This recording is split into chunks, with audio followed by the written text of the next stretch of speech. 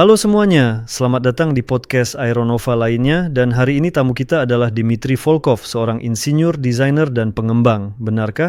Ya, halo. Dan hari ini kita akan mengenalnya lebih baik. Kita akan cari tahu apa yang dia lakukan, pelajari pengalamannya, apa yang dia sukai dari perusahaan secara umum, bagaimana dia sampai di sini, dan pelajari lebih banyak tentang apa yang dia lakukan di sini. Dim, ceritakan secara umum bagaimana kamu bisa sampai di Aeronova, sudah lama bekerja di sini? Saya sudah bekerja di sini sekitar setengah tahun kurang lebih. Masuk ke sini, ya saya tidak bisa bilang ini kebetulan. Lewat lowongan kerja atau rekomendasi? Bukan, lewat rekomendasi, bisa dibilang begitu. Jadi saya tahu ada proyek seperti ini, saya pelajari, tertarik, dan akhirnya saya melamar ke sini. Sebelumnya, apakah kamu pernah berurusan atau bekerja dengan dirigible? Saya memang tertarik, terutama sejak kuliah. Karena menurut saya waktu itu, dan masih saya yakini sampai sekarang, industri pembuatan dirigible itu sangat menjanjikan. Bisa ceritakan sedikit tentang pengalaman atau latar belakangmu? Dari mana asalmu, di mana kamu kuliah, pengalaman kerjamu sebelumnya seperti apa? Tentu saja, saya kuliah di Institut Penerbangan Moskow, di Fakultas ke-6, jurusan Teknik Roket. Apa yang bisa dibilang mendorongmu memilih jurusan ini? Apakah kamu pernah bermimpi tentang langit atau luar angkasa? Ya, saya memang bermimpi tentang luar angkasa. Anak laki-laki lain? Yang menarik, di sini juga ada semacam, ya mungkin tidak sepenuhnya teknologi luar angkasa, tapi ada berbagai proyek stratostat yang dirancang untuk terbang ke planet lain. Setelah lulus dari universitas, bagaimana perjalanan hidupmu selanjutnya? Sebenarnya saat masih di universitas, saya sudah ingin mulai bekerja sesuai jurusan dan entah bagaimana saya berhasil masuk ke sebuah perusahaan. Di sana saya bekerja sebagai desainer. Sejujurnya, mereka kemudian tidak ingin melepas saya. Dima bisa ceritakan perusahaan apa itu, apa tanggung jawabmu di sana, dan proyek apa yang kamu kerjakan? Perusahaan ini bergerak di bidang pembuatan roket. Saya bertanggung jawab atas dokumentasi desain serta pengelolaannya. Saya juga terlibat dalam proses perancangan. Dan juga dokumentasinya? Ya, juga dokumentasinya, pengelolaan dan desain dokumen. Kamu mendapat tawaran dari Aeronova atas rekomendasi, perusahaan yang mengerjakan proyek Dirigibles The Nouvelle Generation. Apa yang paling menarik perhatianmu dari ide ini? Apakah itu sendiri balon udara atau mungkin pengalaman baru? Tentu saja juga pengalamannya, karena nanti saya bisa membanggakan kepada anak-anak dan cucu-cucu saya bahwa saya pernah bekerja dengan balon udara dan mungkin juga akan terus melakukannya. Siapa tahu bagaimana perjalanan saya dan perusahaan ini akan berkembang ke depannya. Topik ini secara keseluruhan sangat menarik. Seperti yang sudah saya katakan, saya sudah tertarik sejak masih di universitas. Waktu itu ada beberapa video yang keluar, ya pokoknya di YouTube ada sesuatu tentang balon udara. Saya mencari tahu, ternyata di Amerika ada yang sedang mengembangkan. Di tempat lain juga, ya saya pernah hanya sedikit mencari tahu. Setelah itu, tentu saja saya tidak punya waktu. Bagaimanapun juga saya kuliah di universitas sambil bekerja juga, jadi Topik itu tidak pernah benar-benar pergi darimu. ya topik itu memang selalu ada di sekitar saya, selalu terlintas di pikiran. Lalu saya mengetahui tentang proyek ini, menonton video di YouTube, melihat situs-situs dan hal-hal lainnya. Saya benar-benar sangat bersemangat, dan setelah itu saya benar-benar tidak bisa dihentikan sama sekali. Saya memutuskan ingin bergabung di sini, ikut ambil bagian. Ya, ikut ambil bagian dalam proyek seperti ini, itu benar. Bagaimana selanjutnya, Zeki, kamu yang menghubungi perusahaan atau rekan kerja di sini? Ya, kami katakanlah terhubung, tapi secara keseluruhan saya dipanggil untuk wawancara yang benar-benar biasa saja, kurasa. Ya, bisa dibilang begitu, tidak ada yang luar biasa. Kami berbincang tanpa menyukai satu sama lain dan ya, disinilah saya, kelas. Ya, sebelum Anda mulai bekerja di pesawat, Anda memiliki pekerjaan tetap dan masa depan yang cukup dapat diprediksi. Di sini Anda sedang menangani proyek baru, sebuah perusahaan rintisan, tim muda, dan masa depannya masih belum pasti. Saya tidak ragu-ragu. Saya memang sudah berencana pindah bidang karena ya, bisa dibilang saya sudah mengambil semua yang saya bisa dari sana dan ternyata tidak Siap untuk melanjutkan. ya, tapi saya ingin tumbuh dan tidak banyak ruang untuk tumbuh di sana. Namun, meski begitu, Anda paham bahwa ini adalah perusahaan rintisan, bahwa ini adalah tim muda, dan saya yakin tim ini juga baru berusia 6 bulan saat itu. Tak satu pun penting sama sekali. Gagasan utamanya lah yang penting. Ide. Ya, itulah gagasan utamanya. Ini keren sekali. Yang utama bukan hanya idenya saja, Saya benar-benar terkejut ketika tahu bahwa ternyata perusahaan ini baru berusia 6 bulan, tapi kalian sudah punya perangkat yang terbang. Ya, kita berarti sudah benar-benar ada berbagai uji coba, banyak video dan lain-lain. Benar-benar saya jadi sangat bersemangat, jujur saja. Saya pada kenyataannya juga melihat ke belakang, perusahaan ini baru berusia 1 tahun dan perangkat kedua sudah dirakit. Ini sungguh keren. Apa kesan pertama Anda secara umum saat mengetahui bahwa Anda akan bekerja di pesawat udara di sana? Sejujurnya, Ya, ya ini sangat keren sebenarnya karena menurutku tidak banyak orang yang melakukan ini. Ini adalah pengalaman yang unik menurutku. apakah Anda memikirkannya cukup lama? Tidak, tentu saja tidak. Ceritakan lebih lanjut. Apa yang Anda lakukan di perusahaan, apa yang sedang Anda kerjakan, dan apa posisi Anda? Tentu saja. Saya adalah insinyur desain di Departemen General Arrangement. Saya menangani pemodelan elektronik perangkat Nova 2. Kedepannya, saya berharap juga akan menangani Nova 8. Apakah itu semacam model elektronik? Ya, itu adalah model elektronik gabungan. Jadi, para insinyur lain mengirimkan kepada saya apa yang telah mereka kembangkan, dan saya menggabungkan semuanya ke dalam satu model umum. Artinya kami memiliki satu model elektronik keseluruhan dari perangkat Nova 2 dalam bentuk seperti yang telah dikembangkan saat ini. Jadi ada yang mengerjakan gondola, ada yang mengerjakan cangkangnya misalnya, dan semua model itu secara berkala dikirimkan ke saya setiap beberapa waktu sekali. Saya memperbarui semuanya, lalu mengabari semua orang seperti, Ada pembaruan masuk? ya, Pembaruan. ya, supaya semua orang memperhatikan, supaya semua tahu bahwa ada sesuatu yang berubah, ada yang diperbarui, karena semua bekerja bersama, ya, dan semua punya banyak tetangga, semua saling bergantung satu sama lain. Jadi jika seseorang melakukan sesuatu yang lain misalnya, perlu memasangnya, itu harus dipasang di tempat tertentu, perlu membuat titik pengikat, dan hal lain. Intinya semuanya agar bisa bekerja sama dengan baik. Saya dibutuhkan untuk itu. Agar semua orang bisa saling berkomunikasi dengan baik melalui maket bersama dan secara umum, agar bisa terlihat seperti apa bentuknya, apa yang masih perlu diselesaikan, bagian mana yang kurang detail, bagian mana yang sudah lebih baik, dan hal-hal apa yang perlu diperhatikan. Selain itu, saya juga kadang membuat model untuk beberapa perhitungan kekuatan, juga model umum, untuk pengujian aerodinamika, simulasi, dan sebagainya. Di situ model-model tersebut sama sekali tidak diperlukan, karena maket kami sudah sangat detail dan teliti.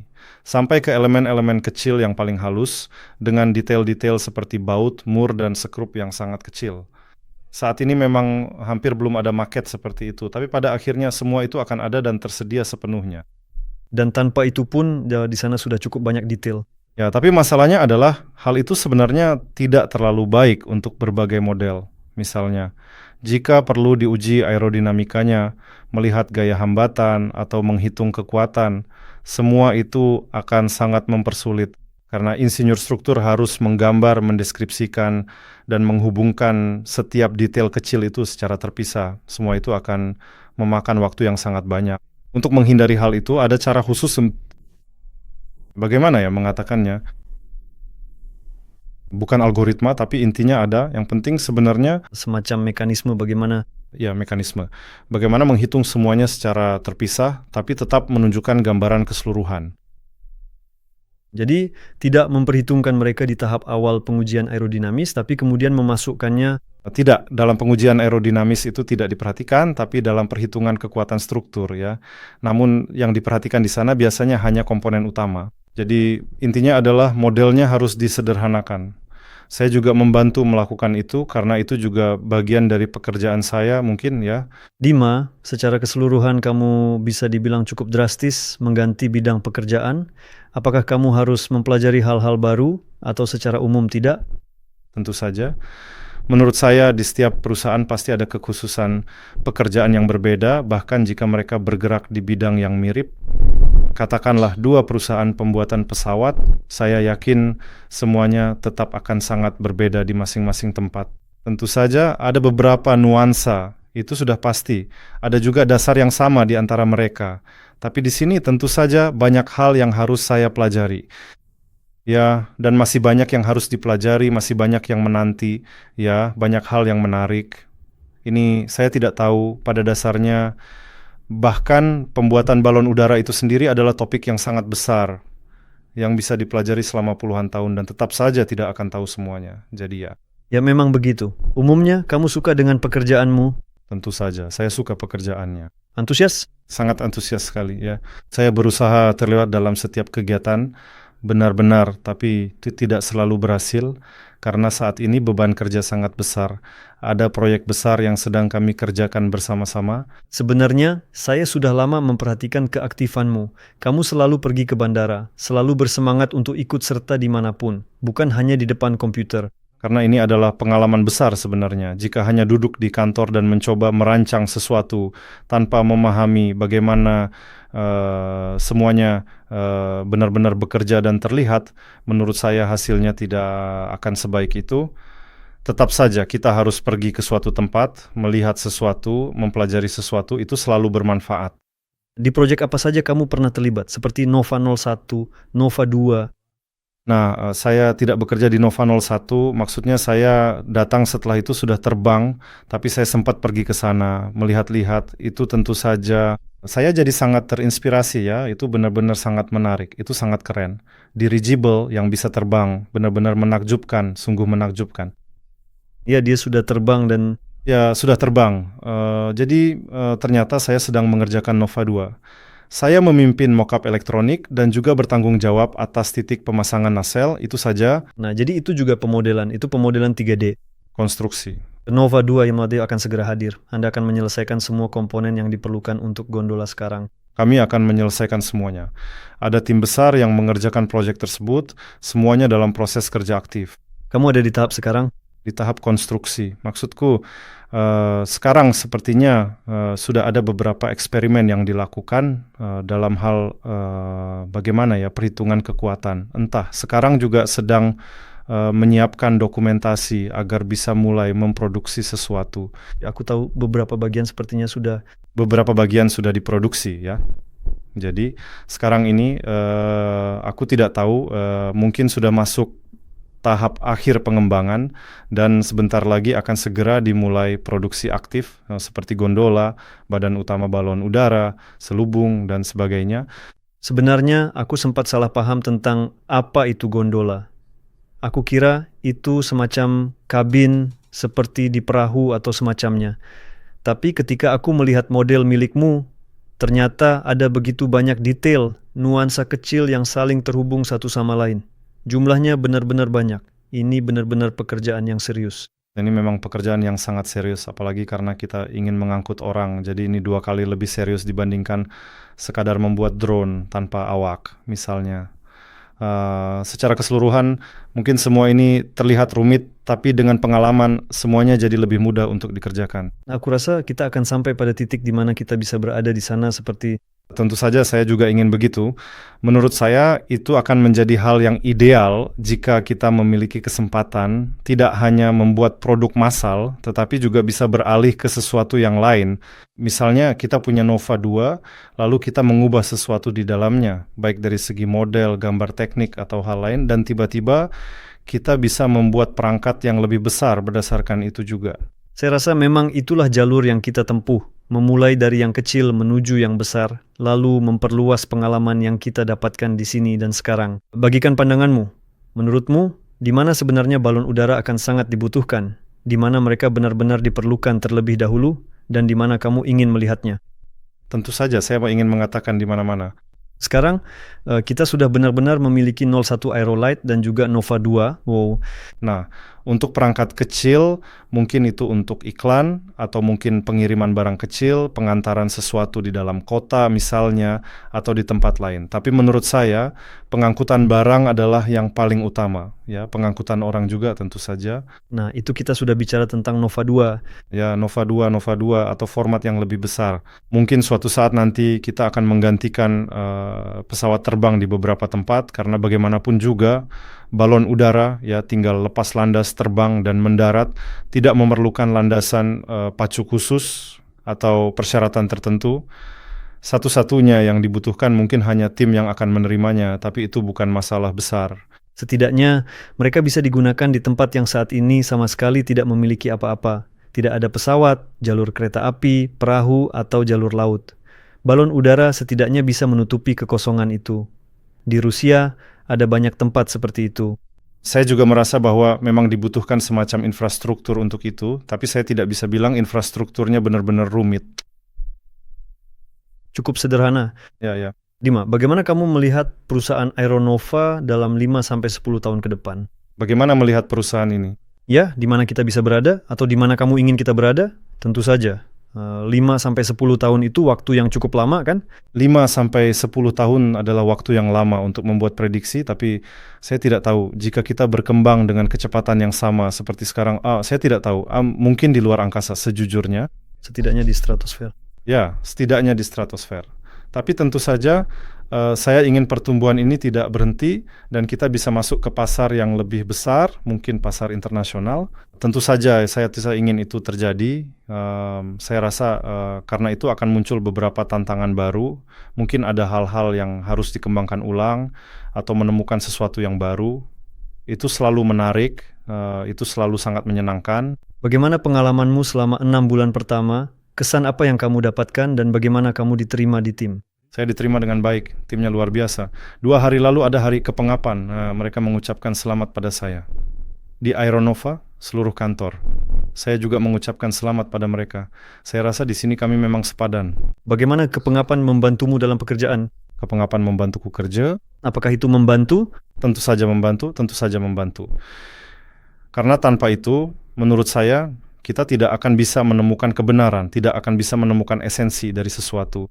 Jadi jika saya tidak akan mengudara tentang sesuatu, tidak tertarik, tidak mencoba, katakanlah, bukan berarti saya ingin memaksakan sudut pandang saya. Saya tetap merasa saya melemparkan sesuatu, misalnya saya mengajukan beberapa kontra argumen dan jika saya diyakinkan, tentu saja saya akan berubah pikiran ya. Jadi ini menciptakan semacam pendapat kritis.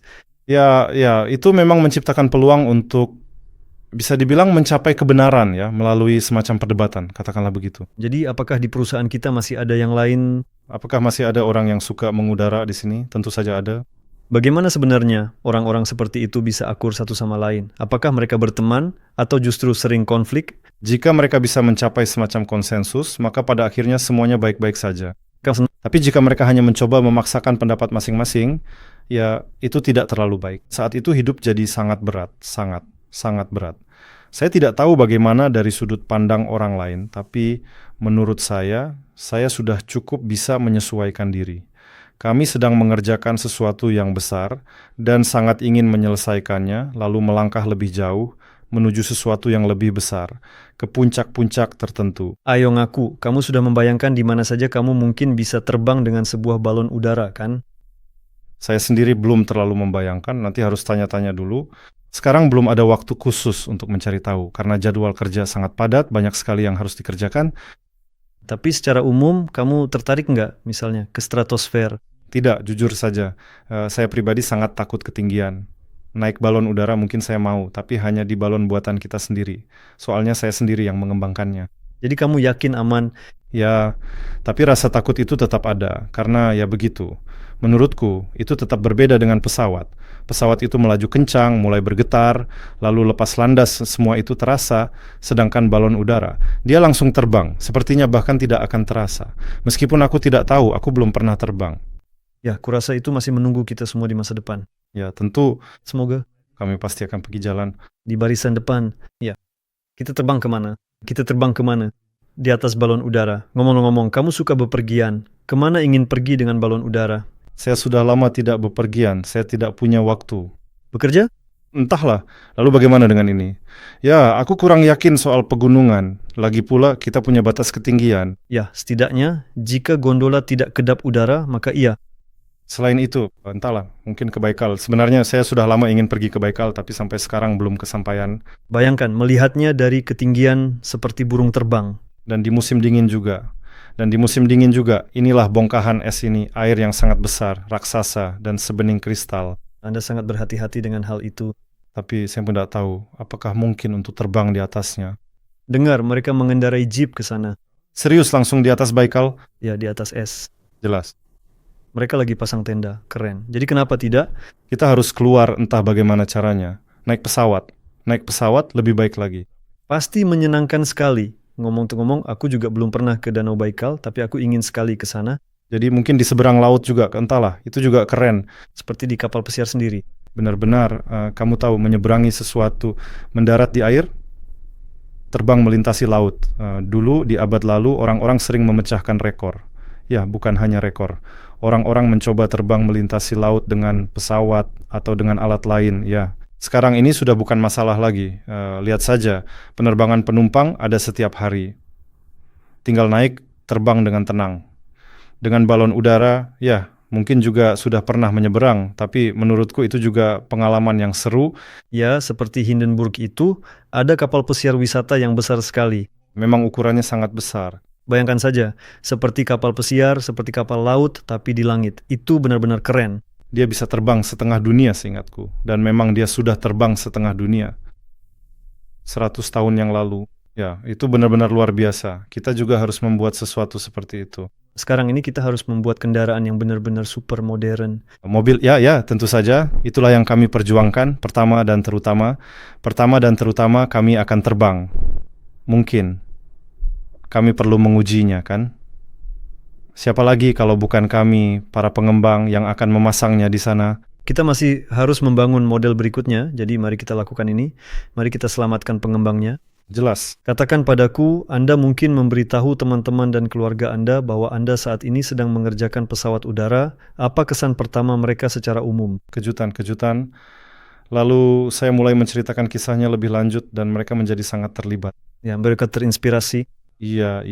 Jadi teman-teman itu bukan berarti mereka tidak mengerti di awal, tapi mereka memang penasaran, ya mulai bertanya, bahkan beberapa benar-benar membanjiri saya dengan pertanyaan.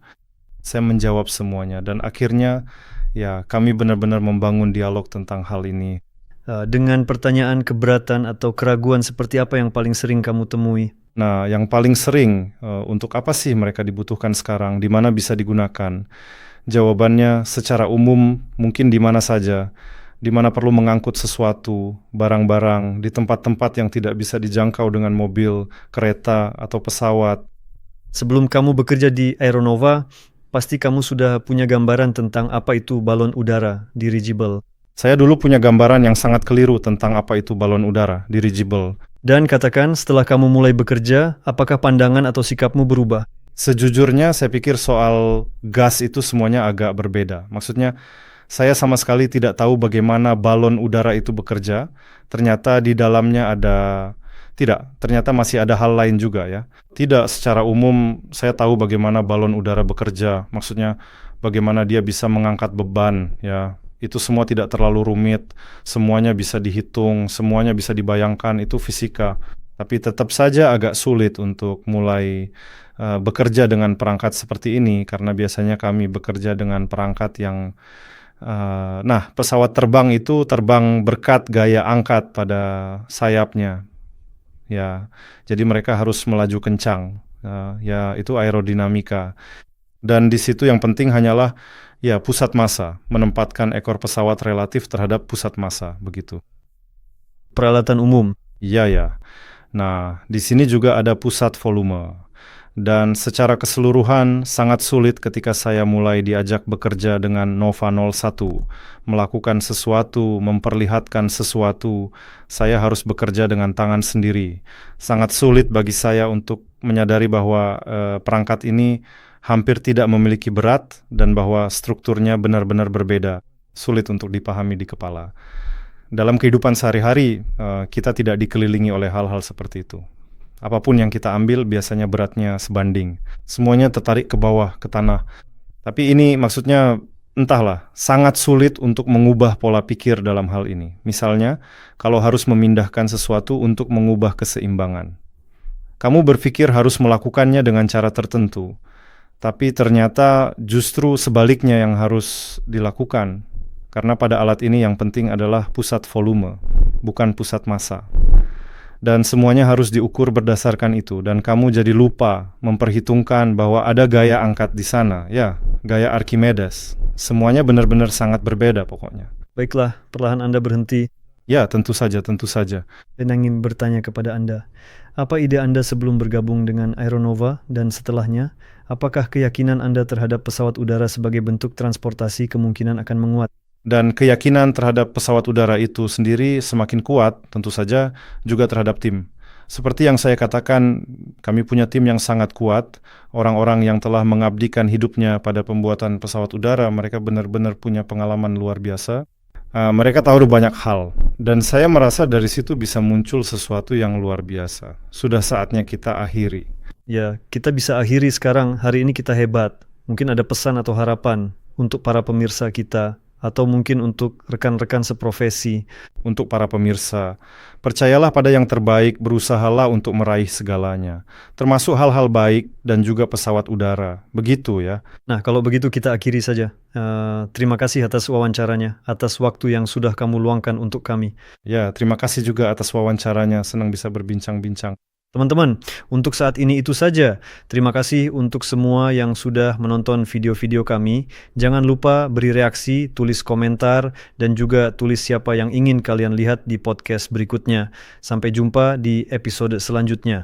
Sampai jumpa semuanya. Terima kasih.